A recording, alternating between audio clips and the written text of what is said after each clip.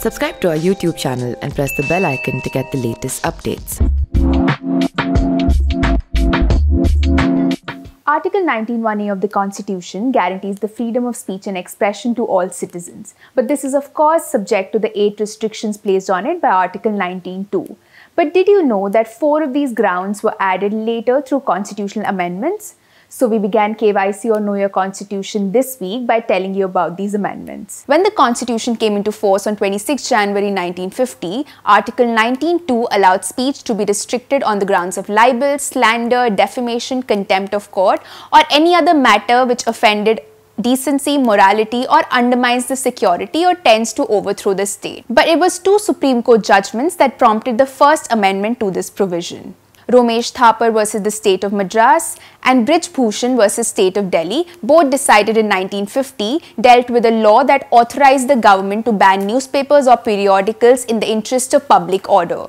But the majority Supreme Court judgment held that disturbing public order was not the same as undermining the security or tending to overthrow the state. So it struck down the challenged laws. Upset by the rulings, then Prime Minister Jawaharlal Nehru wrote to then Law Minister B.R. Ambedkar expressing the need to amend the constitution. This led to the first ever constitution amendment in 1951. It altered Article 19(2) to substitute the phrase undermines the security of or tends to overthrow the state with the phrase public order. It also added that speech can be restricted for preventing incitement to an offence. The amendment added the word reasonable before restrictions in Article 19(2) as well. The second amendment was made to Article 19 in 1963, adding that speech can be restricted in the interests of sovereignty and integrity of India. We all know about the Right to Information Act 2005.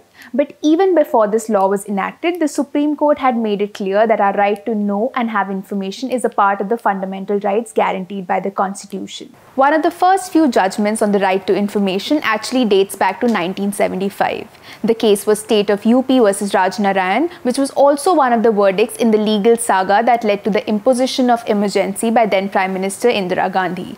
Justice K.K. Mathew in that case had said that the people of this country have a right to know every public act, everything that is done in a public way by their public functionaries. The question involved disclosure of the Blue Book, which contained security guidelines on the Prime Minister's travel, which Raj Narayan needed to prove his allegations against Gandhi and her election. Since then, several such judgments have been pronounced. In Union of India versus Association for Democratic Reforms, the Supreme Court held that voters had the right to know about the criminal background of any candidate, as this is essential for a free and fair election. When the information on construction of a pipeline through a wildlife sanctuary was sought, the Apex Court held that the right to information was also a part of the right to life and liberty under Article 21, because a secret government decision could also affect the lives and livelihood of people. Chapter 3 of the Constitution lists down various fundamental rights. However, Article 33 allows the Parliament to restrict and reduce the rights enjoyed by members of the armed forces, and that's what we told you about next on KYC. According to Article 33, the central government can make laws to restrict the fundamental rights from being fully applicable to members of the armed forces, those responsible for maintenance of public order, or employees of the intelligence and counterintelligence bureaus. This, it says, is to ensure that they discharge their duties properly and for maintenance of discipline among them. In recent years, the court has both upheld and rejected the government's invocation of Article 33. For instance, in a 2016 judgment, the Supreme Court rejected a petition filed by a Muslim soldier who wished to keep his beard. The court upheld the Air Force policy which made it compulsory for members to shave their beards, citing Article 33. But when the centre cited Article 33 to justify its refusal to grant permanent commission to women officers, the court rejected it, reiterating that in a constitutional democracy, the armed forces cannot be a rights-free zone.